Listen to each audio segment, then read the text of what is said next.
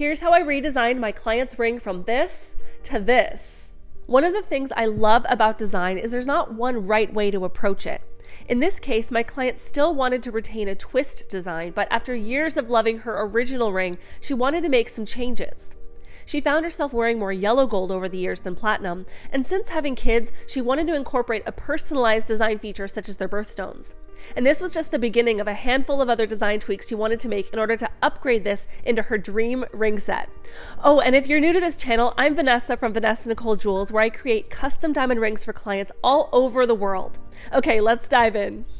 My client just brought in this engagement ring that she is going to have me redesign. I did not make the original wedding band set. However, she wants me to create an entirely new set with a similar vibe of the twist wave style. The things that she didn't like about this particular design specifically are that the diamonds are set pretty spaced apart. And so the downside to that is that a lot of crud, soap suds, grime, lots of different things get stuck in between those grooves, and it starts to make it look a little bit more antique vintage style than she wants. She wants a really modern style of design, and those design features were being eliminated a little bit based on diamonds spaced apart.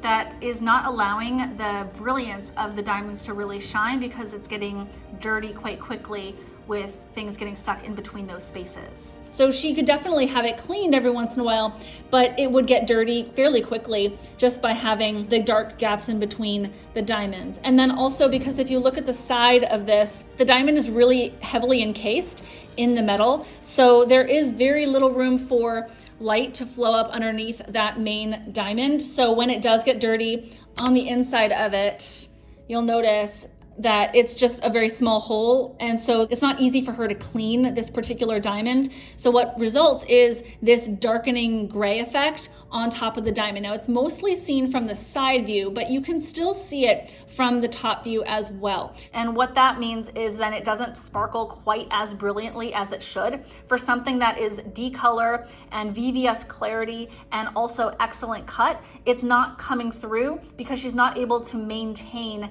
that brilliance of this particular diamond. And so really what she paid for, the DVVS and excellent cut, is really not what is appearing on her finger from most days when she's wearing her ring. It looks spectacular once it's first cleaned at the jewelry store, but then after that, it's really hard to maintain when it's hard to get up underneath that particular diamond. So by having a design where there's a little bit more access underneath the diamond, that's going to allow my client to have a bit more of a user-friendly experience of maintaining her ring overall. So taking a look at, you can see how that's reflecting underneath from the underside of the diamond in through the top of it. And so the new design that we're going to create is going to allow a lot of room for cleaning and also just brighten up the overall look. Now, I do need to point out that all rings will get dirty over time. It's just like your car, you need to take proper maintenance care for it. However, there are some design elements that can be created in order to accommodate easier cleaning of the ring in between professional cleanings. Another thing that we're going to be doing is creating more of a wave feature. She really loves the ocean, and so rather than just having the metal here, because you can see how beautiful it is with the diamonds leading up to it, but then it's just a flat piece of metal. What I would do if she wanted to keep diamonds on this setting is I would try to bring this in a little bit more so that way you weren't seeing just this flat piece that ends abruptly. I would just taper it much more so that it almost just tapers into it to disappearing.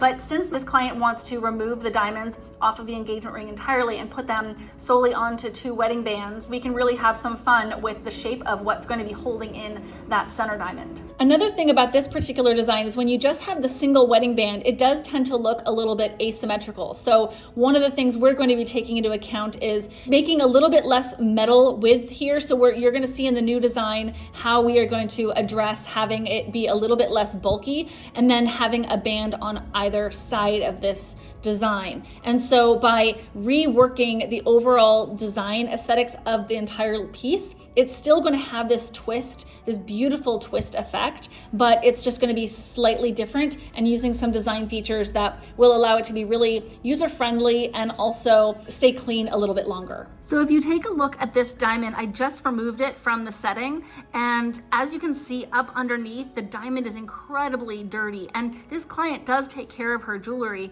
but because of the nature of this particular style of setting where it's blocked off from the side like that, it just isn't easily accessible for my client to clean from underneath. So if you can just see under here all of the dirt and the grime that is accumulated and caked up in there, this is actually a really beautifully cut diamond. It's triple excellent. The color is impeccable. The clarity is impeccable, but quite frankly, you're not really seeing that because of how dirty underneath the diamond is. And so I haven't cleaned this yet. Obviously it needs to go through a deep cleaning, as well as my hands, because I've just been working to remove this diamond from the setting. But I wanted to show you how this looks because it's an excellent representation of there needing to be a type of design for your ring setting that allows for you to easily maintain and clean the ring long term.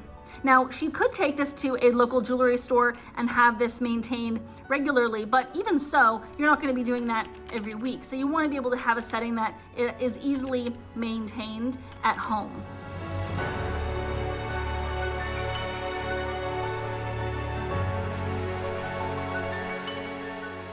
This particular ring features an aquamarine and a peridot, and these two shadow bands beautifully highlight this wave twist pattern that we have going on here. The wave and twist is symbolic of my client's taste and affinity for the ocean.